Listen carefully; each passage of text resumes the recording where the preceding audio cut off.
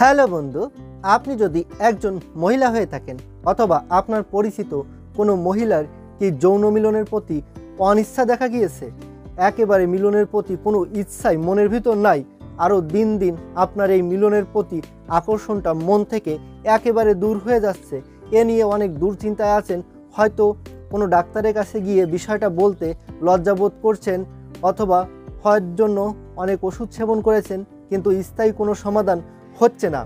এ মতো অবস্থায় আপনার সহ আপনার পরিচিত যে কোনো মহিলারই এই যৌন মিলনের প্রতি অনিচ্ছার সমস্যা যদি স্থায়ীভাবে হোমিও ওষুধের দ্বারা নির্মূল করতে চান, তাহলে এই ভিডিওটা আপনার জন্য অত্যন্ত প্রয়োজনীয়। আমি এই ভিডিওতে মহিলাদের যৌন মিলনের প্রতি অনিচ্ছা হওয়ার কারণ, বিবরণ এবং লক্ষণ সম্পর্কে বিস্তারিত আলোচনা করেছি এবং ভিডিও শেষে আমি যে হোমিওপ্যাথি ওষুধ বলেছি, এই ওষুধ আপনি সহ আপনার পরিচিত যে কোনো মহিলা সেবন করিলে এই মিলনের প্রতি অনিচ্ছার সমস্যা স্থায়ীভাবে নির্মূল হয়ে যাবে। তো আপনাকে স্বাগত জানাই টিপস 20 চ্যানেলের পক্ষ থেকে। আমি হোমিওপ্যাথি ডাক্তার পল্লব।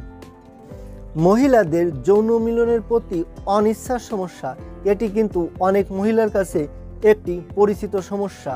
অনেকের বয়স হয়তো মধ্যবয়সী অথবা একটি বা দুটি সন্তান জন্মদানের পরেই এই যৌন মিলনের অনিচ্ছার সমস্যা একেবারে দেখা গিয়েছে। হয়তো আপনার বয়স হয়নি এই অনিচ্ছার সমস্যা আসার, তবুও আপনার এই মিলনের প্রতি অনিচ্ছা বা অনীহা দেখা গিয়েছে। দীর্ঘদিন যাবৎ এই সমস্যা চলতে থাকলে এর কারণে শরীরের নানা ধরনের সমস্যা হতে পারে। এই যৌন মিলনের অনিচ্ছার সমস্যা, এটিকে ব্যাধি হিসেবে বিবেচনা করা হয়ে থাকে। এই সমস্যার কারণে দাম্পত্য জীবনেও নানা রকম অশান্তির সমস্যা দেখা দিতে পারে। আর যে সকল এই প্রাপ্তবয়স্ক মহিলারা এই মিলনের প্রতি অনিচ্ছা বা অনীহার সমস্যায় ভুগছে, তাদের সঠিক হোমিও সুচিকিৎসার লক্ষ্যেই মূলত এই ভিডিওটা প্রস্তুত করেছি।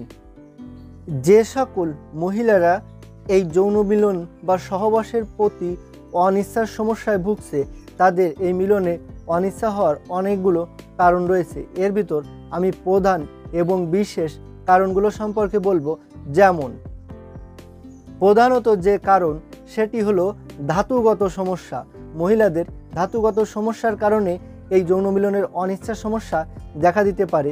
এছাড়াও অতিরিক্ত ধাতু ক্ষয়ের কারণে এই সমস্যা হতে পারে। অনেক সময় মাসিক বা পিরিয়ড নিয়মিত না হওয়ার কারণে এই সমস্যা দেখা দিতে পারে।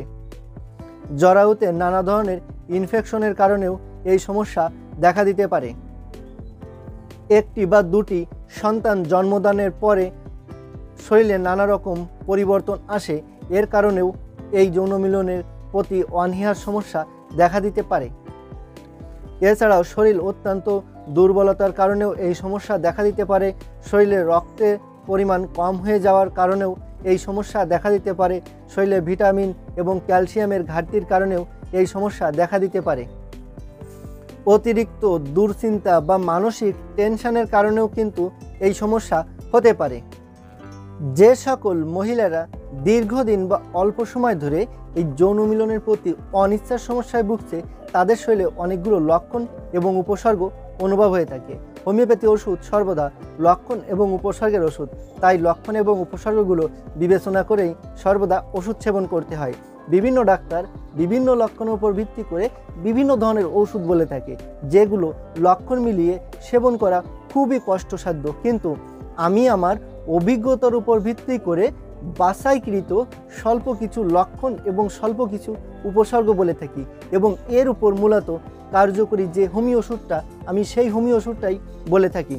তো আমি এখন বাছাইকৃত যে লক্ষণ এবং যে উপসর্গগুলো বলবো, এগুলো একটু অবশ্যই মনোযোগ সহকারে খেয়াল করে শুনবেন। তো লক্ষণগুলো হচ্ছে, যেমন যৌন মিলনের প্রতি কোনো আকর্ষণই মনের ভিতর থাকে না, একেবারে সহবাসের অনীহা দেখা যায়। 10 দিন, 15 দিন, 20 দিন, 1 মাস, 2 মাস, 3 মাস, 4 মাস বা তারও অধিক সময় কেটে যায়, কিন্তু মনের ভিতর এই মিলনের কোনো আকাঙ্ক্ষাই থাকে না। জরায়ুতে একটা শুকনা শুকনা ভাব অনুভব হয়ে থাকে। সহবাস করাকালীন সময়ে একটু জ্বালা যন্ত্রণা বা পরবর্তীতে জ্বালা যন্ত্রণা, ব্যথা অনুভব হয়ে থাকে। এমনটা অনুভব হয়ে থাকে যে মেলামেশার পরবর্তীতেই তো জ্বালা যন্ত্রণা করবে, এই ভয়েও অনেক সময় এই মিলনের অনীহা অর্থাৎ অনিচ্ছা দেখা যায়। দাম্পত্য জীবনে এর কারণে নানা রকম অশান্তিও হয়ে থাকে। এছাড়াও শরীরের দুর্বলতা ভাব অনুভব হয়ে থাকে, শরীর দিন দিন শুকিয়ে আসে, প্রচুর পরিমাণ ধাতু ক্ষয়ের সমস্যা দেখা যায়। মাথা যন্ত্রণা, বুক ব্যথা, এমনকি চোখের নিচে কালো দাগ পর্যন্ত পড়ে যায়। মানসিক দুশ্চিন্তা বা টেনশন মাথার ভিতর সর্বদা চেপেই থাকে। মাঝে মধ্যে প্রস্রাবদ্বারে চুলকানি বা ইনফেকশনও দেখা যায়। তো বন্ধুরা, আমি এখানে বাছাইকৃত স্বল্প মাত্র কয়েকটি লক্ষণ এবং স্বল্প কয়েকটি উপসর্গ বলেছি।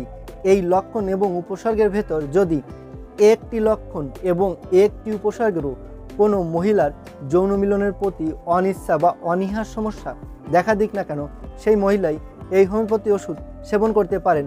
ওষুধ হচ্ছে সিপিয়া 200 এবং এর সঙ্গে আরেকটি হোমিও বায়োকেমিক ওষুধ সেবন করতে হবে, সেটি হলো ক্যালিফসফরিকাম 12x।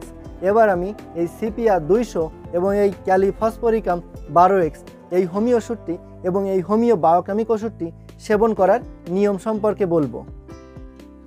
এই সিপিয়া 200 এই হোমিওপ্যাথি ওষুধটি 2 ফুটা করে 2 চামচ পানির সাথে মিশিয়ে সকালে ও রাত্রে খাওয়ার 1 ঘন্টা আগে দিনে 2 বার সেবন করতে হবে।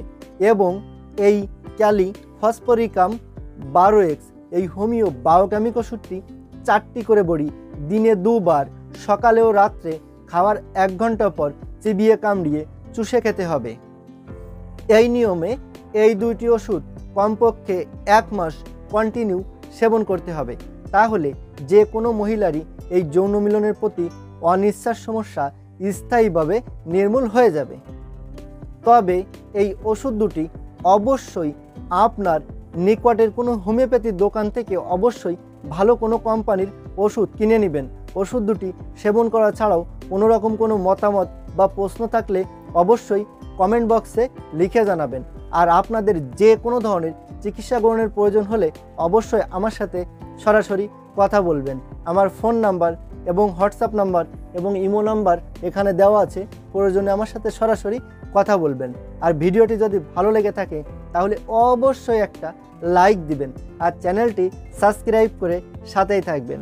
ভালো থাকবেন, সুস্থ থাকবেন, ধন্যবাদ।